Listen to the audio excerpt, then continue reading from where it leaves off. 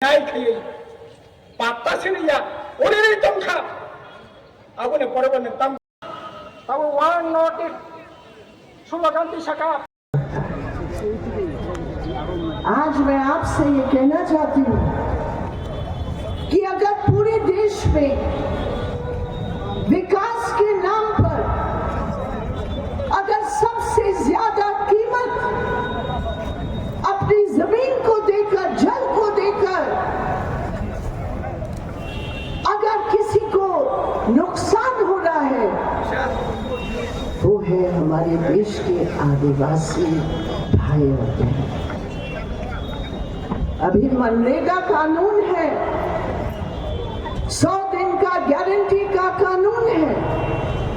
मेरे प्रिय साथियों, आदिवासी की आबादी हमारे देश में 8.6% है 2011 की सेंसस के तहत।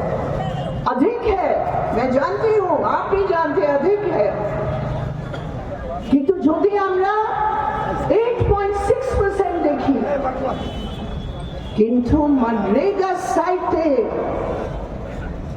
100 দিনের কাজের জন্য 8.6% নয়, যারা মজবুর হয়ে সেই কাজ করতে হচ্ছে তাদের মধ্যে 20% হচ্ছে আদিবাসী, আর সবচেয়ে বেশি হচ্ছে আদিবাসী মেয়েরা।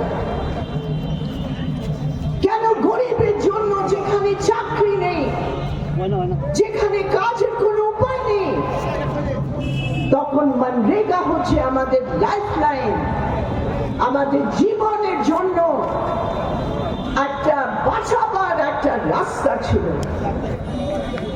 সেটা বামপন্থীরা লড়াই করে সেই কানুনটা ঠিক করেছে। কিন্তু এবার মোদী সরকার কি করেছে? বলেছে আমাদের দেশে গরিবই নেই, গরিব নেই है, गरीब सब मिट गए हैं, इसलिए 100 दिन की काम की कोई जरूरत नहीं है। बंद कर दिया वो कानून। इसका असर पड़ेगा 20% आदिवासी जिनके पास काम नहीं, जिनके पास कोई रास्ता नहीं, जो अपने गांव को छोड़कर बेदखल हो रहे हैं, खनिज के नाम पर लाखों आदिवासी को बेदखल कर रहे हैं। लेकिन फिर भी वो मनरेगा कानून एक रास्ता था। यहाँ त्रिपुरा में उस समय कॉमरेड जितेन यहाँ के रूरल डेवलपमेंट मंत्री थे। उस समय हाईएस्ट पॉपुलेशन के हिसाब से हाईएस्ट परसेंटेज 100 दिन का काम का ये त्रिपुरा का था। 100 दिन के काम और आदिवासी क्षेत्र में, एडीसी क्षेत्र में उससे भी अधिक था।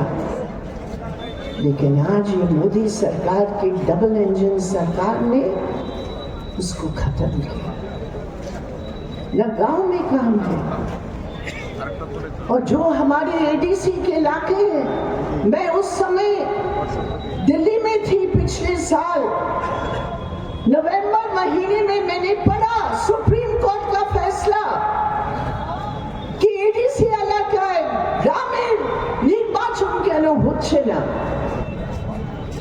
587 গ্রাম কমিটি নির্বাচন হচ্ছে না।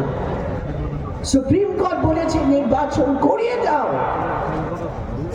কিন্তু ডাবল ইঞ্জিন সরকার নির্বাচন এখনো করেনি। কেন করেনি?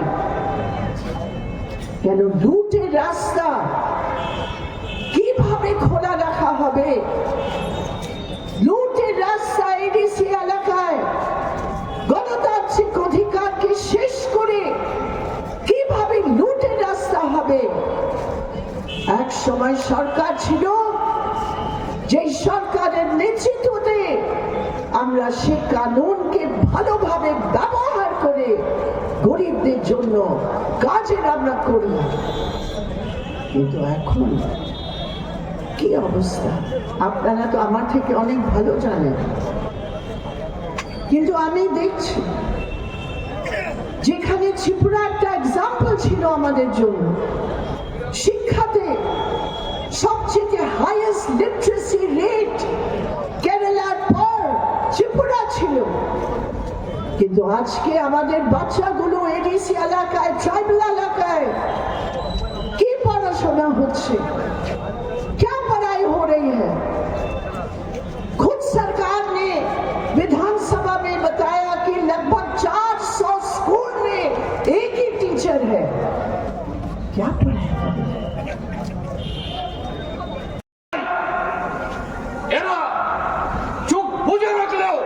ত্রিপুরাজ্যের ৪৪ লক্ষ মানুষের চোখ খোলা আছে, এই চোখে ফাঁকি দেওয়ার ক্ষমতা তোমাদের নাই। ধরা পড়বেই এবং তাদের প্রাপ্য শাস্তি, তাদের কপালে যেটা লিখন হয়ে গেছে এই কপাল ফলতেই হবে, এটা ছাড়াছাড়ি সেখানে হবে না। বন্ধুরা, আজকে গত ৭.৫ বছর ৮ বছর আমাদের ত্রিপুরাজ্যের সংবাদপত্র বন্ধুগণ তারা লিখে, সিপিআইএম, বাম, গণমুক্তি পরিষদ বিধানসভা নির্বাচন আসলে ২০টা সংরক্ষিত আসন থেকে শুরু করে ২০ পর ২১, ২২, ২৩, ২৪, ৩০, ৫০, ৫১টা হয়। এখন ২০ নাই, এই ২০ চলে গেছে এবং একটা গল্প, একটা মহল, একটা পরিবেশ তৈরি করার চেষ্টা হয়। এডিসি এলাকা মানে হলো শুধু টিপ্রামথার বিজেপি, টিপ্রামথার বিজেপির মতো মারামারি। আর এই দুটি দল যেহেতু ভিলেজ কমিটির মতো আগামী এডিসি নির্বাচনকে এড়ানোর সুবিধা নাই, ভূমিকম্প, মহাপ্রলয় বা যুদ্ধ না হলে পরে এটাকে আটকানোর সুবিধা নাই, ভোট হতে হবে। কিন্তু তারা তো বলে সবকা সাথ সবকা বিকাশ, নরেন্দ্র মোদীজির বিকশিত ভারত, বিকশিত উত্তর পূর্বাঞ্চলের ঠেলায় পদ্মফুল ছাড়া এই ত্রিপুরাজ্যের বনে জঙ্গলে শাল, সেগুন, করই, রাবার আর কিচ্ছু হবে না, শুধু পদ্মফুলই শুধু ফুটবে। আত্মম্বরিত বলছেন, কিন্তু বন্ধুরা জিজ্ঞেস করতে চাই, হ্যাঁ ঠিক, নির্বাচন যখন আসছে আমরাও আমাদেরকে সব আমাদের সম্মেলনকে কেন্দ্র করে আজকে সমাবেশ হলেও আমরাও এডিসির কথা বলছি, এডিসির ভোটের কথা বলছি। তারাও বলবেন স্বাভাবিক, কিন্তু এই দুটি দল টিপ্রামথা বিজেপি দলের মধ্যে এডিসি যে উদ্দেশ্যে গঠিত হয়েছিল, এডিসি যে স্বপ্নকে সামনে রেখে এই এডিসির জন্ম হয়েছিল। কি স্বপ্ন? আমাদের পেছনে মাত্র কয়েকশো হাত, এখান থেকে হয়তো আবার খুব বেশি হলে পরে ১৫০০ বা ২০০০ হাত দূরে হলো নয়ুংমা, উজ্জয়ন্ত প্রসাদ, রাজপ্রসাদ, রাজবাড়ি। হ্যাঁ, এটা আমাদের সবারই গর্ব, এটা ঐতিহ্য হিসাবে, ইমারত হিসাবে, ঐতিহাসিক স্থাপনা হিসাবে আমাদের রাজ্যের মানুষের, শ্রমিকদের রক্ত ঘাম আজ থেকে প্রায় ১৬০০ বছর আগে এই উজ্জয়ন্ত প্রাসাদ নির্মাণ করতে গিয়ে, নির্মহল নির্মাণ করতে গিয়ে আমাদের পূর্বপুরুষরা সে কষ্ট করেছেন। সম্পদ তিনি পান্নায় লোড খাইয়ে অরাই পড়াই খাইনি সারা খ্রিস্টান ধর্মাবলী নিয়ে বিশ্বাস নিয়ে ভারত নিয়ে আক্রমণ। কিছুদিন আগে